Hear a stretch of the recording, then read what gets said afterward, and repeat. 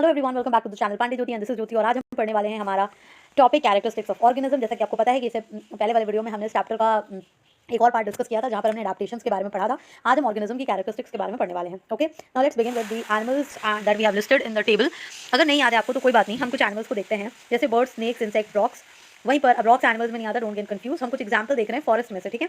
तो एक फॉरेस्ट और फॉरेस्ट में पाई जाने वाली चीज़ों को आप लिस्ट करिए। सबसे पहले आपको डिफरेंट टाइप के ट्रीज मिल जाएंगे, herb, shrub, creepers, small trees, big trees, tall trees, thin trees, बहुत सारे टाइप के, ठीक है। उसके बाद एनिमल्स मिल जाएंगे आपको, बर्ड्स मिलेंगे, स्नेक्स मिलेंगे और इंसेक्ट्स मिलेंगे डिफरेंट टाइप के। और वहीं पर कुछ एबायोटिक कंपोनेंट जैसे रॉक्स वगैरह मिलेंगे, अलग अलग चीज़ें हो सकती हैं। मशरूम जो कि फंजाई में आता है, मॉस, ये सब भी मिल सकता है। अब आपको करना क्या है, हम इस बारे में बात क्यों कर रहे हैं? बात इसलिए कर रहे हैं क्योंकि फॉरेस्ट में इतनी चीज़ें जो मिल रही हैं हमें, चाहे वो ट्रीज़ हो, एनिमल्स के ग्रुप में और भी चीज़ें ऐड होंगी, जैसे इंसेक्ट है, बर्ड्स हैं, whatever it is, then rocks हो। अब इनमें अगर मैं आपसे पूछूं कि आप बता सकते हो which is non living and which is living, तो आपके मुझे एक बात निकलेगी कि रॉक्स तो मैम नॉन लिविंग है और ट्री और एनिमल्स जो हैं वो लिविंग में आते हैं। बहुत लोगों को ये बात पहले से पता है। आज हम कंपेयर करने वाले हैं कि लिविंग और नॉन लिविंग में एक्चुअली डिफरेंसेस क्या क्या हैं, कैसे हम कहेंगे कि ये लिविंग है और ये नॉन लिविंग है। तो उससे पहले एडवर्ड लेयर की एक पोएम यहाँ पर गिवन है, या फिर राइम जिसे हम कहते हैं। टेबल और चेयर के बीच में बात हो रही है। If you want you can study, अभी हमें पढ़ के नहीं दिखा रहे, बट इसमें टेबल और चेयर के बीच में जो कॉन्वर्सेशन हो रहा है, इसमें बात हो रही है टेबल और चेयर के चलने की। तो हमें पता है टेबल और चेयर नहीं चल सकती, इवन चेयर और टेबल के पास फोर लेग्स हैं, फिर भी टेबल चेयर नहीं चल सकती। तो यहाँ पर जो डिस्कशन है वो इसी बेसिस पे होने वाला है कि कौन सी चीज़ लिविंग है और कौन सी नॉन लिविंग। पहले वो जो found the poem very funny because they knew that chair और टेबल इज नॉट अलाइव, मतलब चेयर और टेबल तो चल ही नहीं सकती, फिर वो बात किस चीज़ के बारे में कर रहे हैं। तो हमने ऐसी बहुत सारी चीज़ें अपने आसपास देखी होंगी जो कि नॉन लिविंग है, जैसे chair, table, furniture, TV, bottles, tiffin जिसमें हम पानी पीते हैं, बॉटल वगैरह सब, ठीक है। वही कुछ आपने लिविंग देखा होगा। आप जब अपनी सोसाइटी में वॉक करते हो तो आपको डॉग्स मिल जाते होंगे, कैट्स मिल जाते होंगे, छत पे बंदर आ रहे होते होंगे, स्क्विरल्स यानी कि गिलहरी आ रही होती है, तो ये लिविंग है। तो आपको कैसे पता चला कि लिविंग है और नॉन लिविंग है?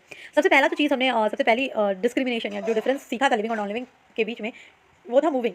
हमने ये देखा था कि अगर बचपन में आपको सिखाया गया होगा कि जो चीज़ मूव कर रही है वो हो जाएगी लिविंग और जो चीज़ मूव नहीं कर रही है वो जाएगी नॉन लिविंग। अब आज बच्चे ज़्यादा स्मार्ट हो गए हैं और सब देख रहे होते हैं, कार मूव करती है, बाइक मूव करती है, लेकिन फिर भी वो लिविंग नहीं है। तो चलो ये भी नहीं, आपको ये बता दिया गया होगा कि जो खुद से मूव करे, मतलब अपने आप से मूव करे, कार खुद से तो मूव नहीं करती ना, हमें ड्राइव करना पड़ता है, तो वो लिविंग है। तो अब बात आती है ट्रीज़ की। ट्रीज़ तो बिल्कुल मूव नहीं करते, अपनी जगह पे रहते हैं, तो why they are living then? तो एक बहुत बड़ा क्वेश्चन अराइज होता है कि आप कैसे बताओगे कि कोई चीज़ लिविंग है या नॉन लिविंग है, या हम कैसे बताएंगे what is actually life, life का मतलब क्या होता है। तो चल के अब हम देखते हैं। अगर आपने दूसरा पॉइंट ले लिया कि मूविंग के साथ साथ आपने ले लिया ग्रोथ। अगर ग्रोथ हो रही है तो फिर चीज़ें लिविंग हो सकती है। मान लो ह्यूमन्स में ग्रोथ होती है, प्लांट में ग्रोथ होती है, तो कार वगैरह में तो ग्रोथ नहीं होती, तो वो नॉन लिविंग है। लेकिन क्लाउड्स, बादल, आपने देखा एक छोटा सा बादल होता है वो बड़ा बन सकता है, तो क्या क्लाउड्स लिविंग है? तो जी नहीं, क्लाउड्स तो नॉन लिविंग है। तो बात यही हो रही है कि कैसे हम पता करेंगे कि लिविंग क्या है और नॉन लिविंग क्या है। Now let's talk about some characteristics. अब हम बेसिकली चैप्टर के इस टॉपिक को अब स्टार्ट करने जा रहे हैं। Okay, first characteristics, all organism need food. सारे ही ऑर्गेनिज्म को फूड की जरूरत होती है, चाहे वो ह्यूमंस हो, चाहे वो बर्ड्स हो, चाहे वो एनिमल्स हो। तो सबसे पहला जो कैरेक्टरिस्टिक्स है लिविंग बींग्स का कि फूड की जरूरत होती है, क्योंकि फूड हमें एनर्जी देता है, एनर्जी से हम काम करते हैं और ग्रो करते हैं लाइफ में, ठीक है। तो सबसे पहला कैरेक्टरिस्टिक है all living organism need food. दूसरा है सब में ग्रोथ होती है, all living organism experience growth. आपके 2 साल पुराने कपड़े जो आपने सेकंड क्लास में पहने थे वो आपको फोर्थ क्लास में फिट नहीं होंगे, क्योंकि आपकी ग्रोथ हो गई होगी। बचपन के कपड़े आपको फिट नहीं हो सकते, बिकॉज देखो ना, we are experiencing a growth. Even trees की भी ग्रोथ होती है, सैपलिंग से बड़े बड़े ट्री बन जाते हैं। तो growth is the second characteristics of living organism, ठीक है। अब हम बात करते हैं अपने नेक्स्ट कैरेक्टरिस्टिक्स की, जो कि है, अब यहाँ पर सबसे पहले देख लो, एग। एग आपने देखा होगा, राइट? एग से क्या होता है? एग हैच होता है, चिकन या चिक गेट्स आउट फ्रॉम इट, और उसके बाद वो बड़ा होकर हेन या कॉक में कन्वर्ट हो जाता है। मतलब क्या हो रहा है? ग्रोथ हो रही है ऑलमोस्ट। प्लांट में भी हमने देखा होगा सीड से छोटी सी सैपलिंग्स और उसके बाद फिर बड़ा सा पौधा। तो क्या हो रहा है? ग्रोथ हो रही है। Growth is also characteristics of living organism. Then respiration एक बहुत इंपॉर्टेंट कैरेक्टरिस्टिक्स है। रेस्पिरेशन क्यों कह रहे हैं? ब्रीदिंग जो होता है वो रेस्पिरेशन का ही पार्ट होता है, ठीक है। मेनली हम रेस्पिरेशन के लिए ही ब्रीदिंग करते हैं। इसमें होता क्या है? हम ऑक्सीजन को लेते हैं और इसी ऑक्सीजन के प्रेजेंस में जो हमारा खाना है वो जलता है, ठीक है। जलने का मतलब बर्निंग हो रही होती है, कंबशन होता है, और इसी से एनर्जी रिलीज होती है। अब सारी चीज़ें आपस में इंटरकनेक्टेड है। हमने खाना लिया, ऑक्सीजन लिया, ऑक्सीजन की प्रेजेंस में ही किसी चीज़ को हम जला सकते हैं, बिकॉज ऑक्सीजन एक ऐसी गैस है जो चीज़ों को जलने में हेल्प करती है, सपोर्टर ऑफ कम्बशन या जलने में सहायक है, ठीक है। तो ये हो गया एक और कैरेक्टरिस्टिक्स की रेस्पिरेशन जो है वो सिर्फ और सिर्फ लिविंग में होता है। आपकी कार रेस्पायर नहीं कर रही है, बट हम रेस्पायर कर रहे हैं। एनिमल्स में भी काऊ, फैलो, डॉग, कैट्स, हम सबने देखा होगा इसमें रेस्पिरेशन हो रहा है। इवन अगर आप शांति से देखो, एक डॉग को आप शांति से सोता हुआ देखो, या काऊ या बफेलो को बैठे हुए देखो, फिर भी आपने देखा उनका एब्डोमेन नहीं समझ आ रहा, स्टमक, जिनका स्टमक एरिया है वो धीरे धीरे हिलता रहता है ना, सांस लेते हैं जैसे कि, तो वो ऊपर नीचे होता रहता है। तो ये क्या शो करता है? That continuously they are breathing, और उसी से रेस्पिरेशन होगा। रेस्पिरेशन इंपॉर्टेंट है, अभी हमने बताया, जब खाना जला देंगे हम ऑक्सीजन की प्रेजेंस में तभी एनर्जी मिलेगी, और इसी एनर्जी का यूज करके हमारी बॉडी काम करती है। अब कुछ में अलग अलग रेस्पिरेशन प्रोसेस हो सकता है। अर्थवॉर्म ब्रीथ करते हैं अपनी स्किन से, हमने पढ़ा अर्थवॉर्म सॉइल में रहता है बरो बना के, तो उनकी स्किन से वो ब्रीथ करते हैं। फिश गिल्स का यूज़ करती हैं। और प्लांट्स, क्या प्लांट्स में भी रेस्पिरेशन होता है? तो जी हाँ, लिविंग ऑर्गेनिज्म में होता है, तो प्लांट्स में भी होगा। प्लांट्स में लीव्स के थ्रू होता है। लीव्स में से टाइनी पोर्स होते हैं, इसी से ऑक्सीजन, कार्बन डाइऑक्साइड इन करी जाती है, और सॉरी रेस्पिरेशन में हम ऑक्सीजन लेते हैं। अगर आपको ये पता हो कि प्लांट सिर्फ कार्बन डाइऑक्साइड लेते हैं और ऑक्सीजन का यूज़ नहीं करते, तो ऐसा नहीं है। वो कंपैरेटिवली ऑक्सीजन का यूज़ कम करते हैं, कार्बन डाइऑक्साइड वो ज़्यादा यूज़ करते हैं, ठीक है।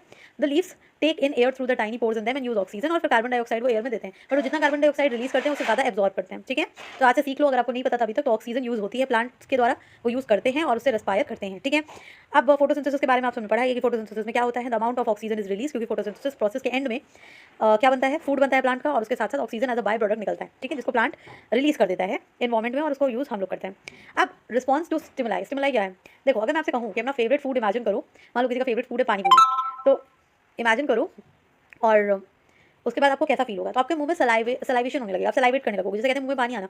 वहीं अगर किसी को कांटा चुभा दिया जाए तो क्या होगा, एकदम से रिफ्लेक्स एक्शन होगा, आपका पैर उठेगा, आपको दर्द होगा, राइट। तो आपका रिस्पॉन्स क्या है किसी चीज़ को, पहली बात तो जो चीज़ें रिस्पॉन्स प्रोड्यूस करती हैं, जैसे यहाँ पर एक खाना, आपने कोई खाने वाली चीज़ रखी, उससे आपके मुंह में क्या रिस्पॉन्स आया, that you got water in your mouth, मुंह में पानी आ गया, तो ये है आपका रिस्पॉन्स और ये है आपका स्टिमुलस। आपने देखो अगर आप अपने डॉग को फीड करते हो तो वो खाने का पैकेट देखते ही उछलने लग जाता है, तो वो स्टिमुलाई से उसने रिस्पॉन्स किया। ठीक है, तो लिविंग ऑर्गेनिज्म की कैरेक्टरिस्टिक है कि वो रिस्पॉन्स करते हैं। अब आप अपनी कार के सामने पेट्रोल लेकर जाते हो तो क्या कार चलने लग जाती है कि oh we are here at the petrol pump, we will be having the fuel now, no, क्योंकि उसमें कोई सेंस नहीं है उस चीज़ को, it does not have any sense of perception. ठीक है, वही हम लोगों में है, फेवरेट फूड देख के ब्राइट लाइट में आके एडजस्ट होती हैं, धूप से अंधेरे में आओ तो एकदम से आंखें बंद हो जाती हैं, क्योंकि एडजस्टमेंट के लिए टाइम लेता है वो। इसी को हम क्या कहते हैं, रिस्पॉन्स। और ये किसकी वजह से होता है, क्योंकि हम स्टिमुलस लेते हैं और उसके क्या कह सकते हैं, उसके आंसर में रिस्पॉन्स करते हैं। ठीक है, changes in our surrounding that makes us respond to them is called stimuli या are called stimuli. Okay, I hope this is clear to you people कि जब हमें स्टिमुलस मिलेगा तो हम रिस्पॉन्स करेंगे ही करेंगे। ठीक है, प्लांट्स करते हैं यानी रिस्पॉन्स, तो हाँ आपने टच मी प्लांट देखा है, जैसे मिमोसा कहते हैं, उसमें रिस्पॉन्स होता है, छुई मुई जिसे आप कहते हो, छूते ही वो बंद हो जाता है। रीजन क्या है, क्योंकि वो रिस्पॉन्स कर रहा है। कुछ प्लांट्स ऐसे भी हैं जो रिस्पॉन्स करते हैं, सनलाइट देख के मैरीगोल्ड, नो सनफ्लावर सन की तरफ घूमता है तो वो लाइट की तरफ रिस्पॉन्स कर रहा है, तो प्लांट्स में भी ये होता है। ठीक है, तो प्लांट्स में भी लिविंग की कैरेक्टरिस्टिक्स हैं, आप देख सकते हो।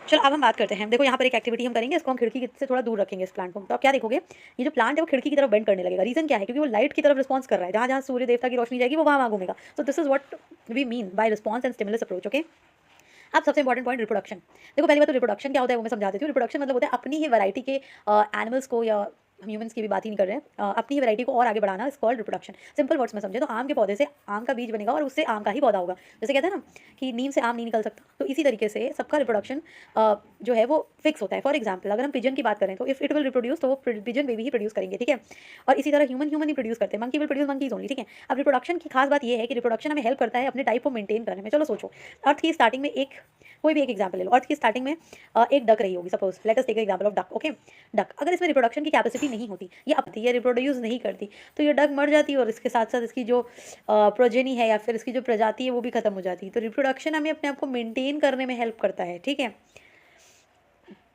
एनिमल रिप्रोड्यूस करते हैं और सबसे खास बात कि अपना ओन काइंड, समझ आया।